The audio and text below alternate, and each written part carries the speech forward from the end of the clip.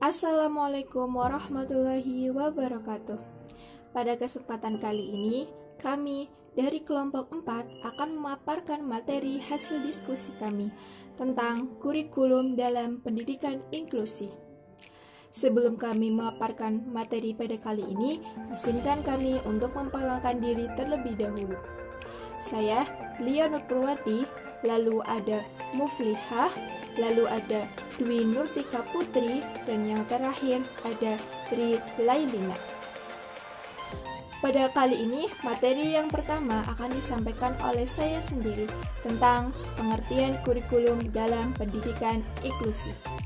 Saya akan menjelaskan arti dari kurikulum itu sendiri terlebih dahulu.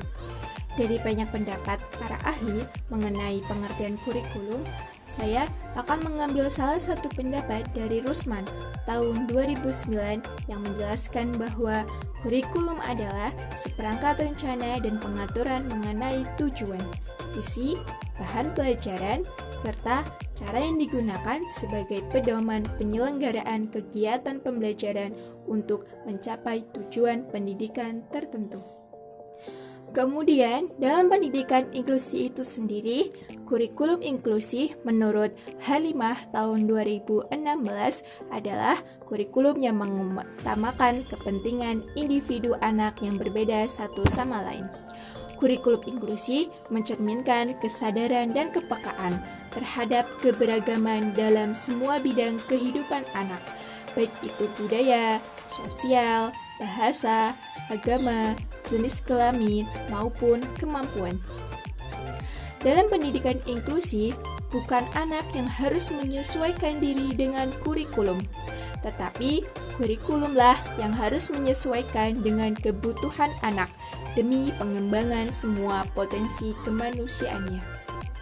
Saya Tri Lailina dari kelas 7 SD yang akan mempresentasikan dengan materi jenis kurikulum pada pendidikan inklusif. Pada dasarnya, kurikulum yang digunakan dalam penyelenggaraan pendidikan inklusif adalah kurikulum reguler yang berlaku pada sekolah umum. Namun, karena hambatan yang dialami peserta didik berkebutuhan khusus sangat bervariasi, mulai dari yang ringan, sedang, sampai berat, maka pada implementasinya kurikulum reguler perlu dilakukan modifikasi atau penyelarasan sehingga sesuai kebutuhan peserta didik. Jenis kurikulum pendidikan inklusif menggunakan jenis kurikulum sekolah reguler yang dimodifikasikan sesuai dengan tahap perkembangan anak berkebutuhan khusus dengan mempertimbangkan karakteristik dan tingkat kecerdasannya. Satuan Penyelenggaraan Pendidikan Inklusif menggunakan kurikulum tingkat satuan pendidikan atau KTSP yang mengakomodasi kebutuhan dan kemampuan peserta didik sesuai dengan kecerdasan, bakat, minat, dan potensinya. Adapun berbagai model alternatif model kurikulum sekolah inklusif yaitu sebagai berikut. Yang pertama, kurikulum standar nasional adalah peserta didik umum dan berkebutuhan khusus yang memiliki potensi kecerdasan rata-rata di atas rata-rata. Yang kedua, kurikulum akomodatif di bawah standar nasional yaitu peserta didik berkebutuhan khusus yang memiliki potensi kecerdasan di bawah rata-rata. Yang ketiga, kurikulum akomodatif di atas standar nasional yaitu peserta didik berkebutuhan khusus yang memiliki potensi kecerdasan dan atau mempunyai bakat yang istimewa. Selanjutnya, kurikulum akomodatif adalah kurikulum standar nasional yang khusus yang memiliki potensi kecerdasan dan atau mempunyai bakat yang istimewa. Selanjutnya, kurikulum akomodatif adalah kurikulum standar nasional yang disesuaikan dengan bakat, minat, dan potensi peserta didik berkebutuhan khusus. Pengembangan kurikulum akomodatif dilakukan setiap satuan penyelenggaraan pendidikan inklusif. Sasaran pengembangan kurikulum akomodatif pada aspek tujuan, standar kompetensi atau SK, kompetensi dasar atau KD, indikator, materi, proses, serta evaluasi. Dengan demikian, memberi pengertian pada kita bahwa kurikulum rentan terhadap perubahan sosial yang terjadi pada ruang lingkup pendidikan. Oleh karena itu, peran kurikulum sangat menentukan dalam perkembangan anak yang terdapat pada fungsi kurikulum itu sendiri. Seiring dengan berjalan sampai saat ini, manusia telah mengalami periode dari masa pertanian, industri, sampai era informasi. Kurikulum pun sudah beberapa kali mengalami perubahan. Perubahan tersebut didasari oleh faktor sosiologis, fisiologis, dan psikologis. Sedangkan faktor penentu dalam pengembangan kurikulum adalah landasan filosofis, sosial budaya, pengembangan teknologi dan seni, kebutuhan masyarakat, dan perkembangan masyarakat. Oke teman-teman, di sini saya Muflihah dari kelompok 4 akan melanjutkan presentasinya ya, yang terkait tentang tujuan kurikulum pada pendidikan inklusif. Di sini itu tujuannya ada 4 ya teman-teman. Yang pertama itu untuk memahami karakteristik dan tingkat kebutuhan anak dalam mengikuti proses pembelajaran. Jadi nanti itu seorang guru harus memahami karakteristik dan tingkat kebutuhan anak ketika pembelajaran berlangsung. Terus yang kedua itu ada poin untuk dijadikan arah dan tujuan pendidikan yang hendak dicapai tidak bisa terlaksana dengan sendirinya tanpa ada perencanaan terlebih dahulu yang matang dan strategi pembelajaran yang sesuai dengan tingkat kecerdasan mereka sendiri kayak gitu. Jadi sebelum pembelajaran itu seorang guru harus merancang kegiatan pembelajaran yang harus diterapkan ketika proses pembelajaran berlangsung.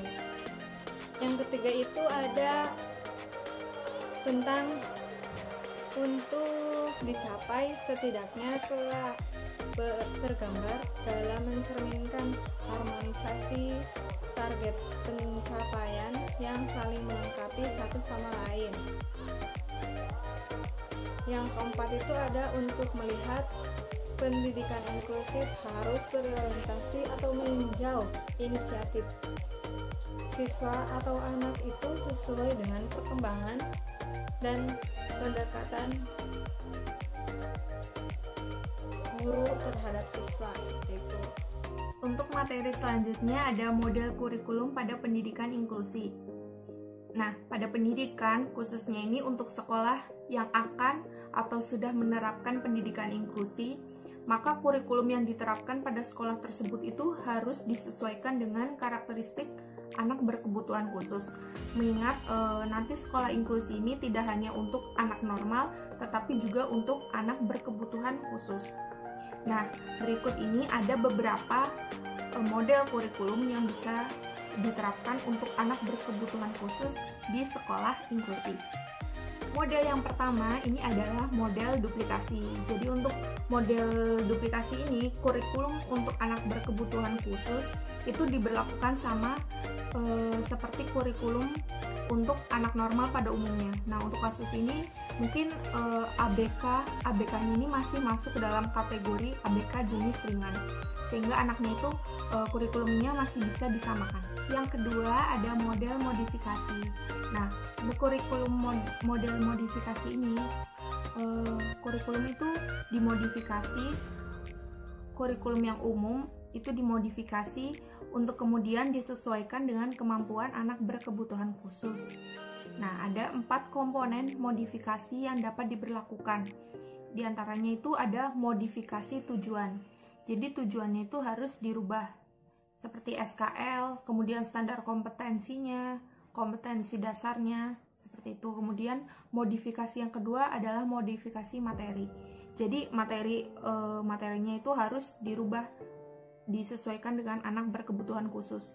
Kemudian modifikasi yang ketiga ini ada modifikasi proses.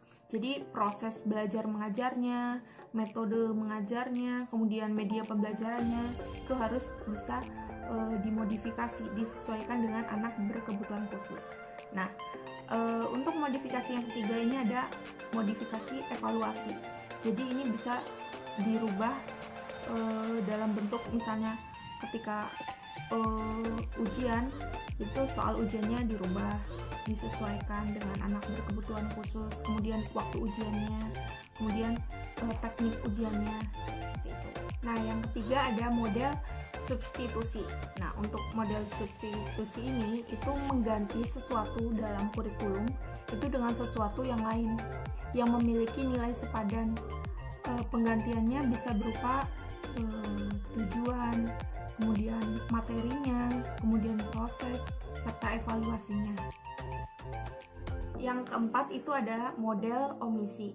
Nah, untuk model omisi ini tuh menghilangkan sesuatu atau keseluruhan dari kurikulum umum itu karena hal tersebut itu tidak mungkin diberikan pada anak berkebutuhan khusus karena mungkin sifatnya itu terlalu sulit atau tidak sesuai dengan kondisi anak.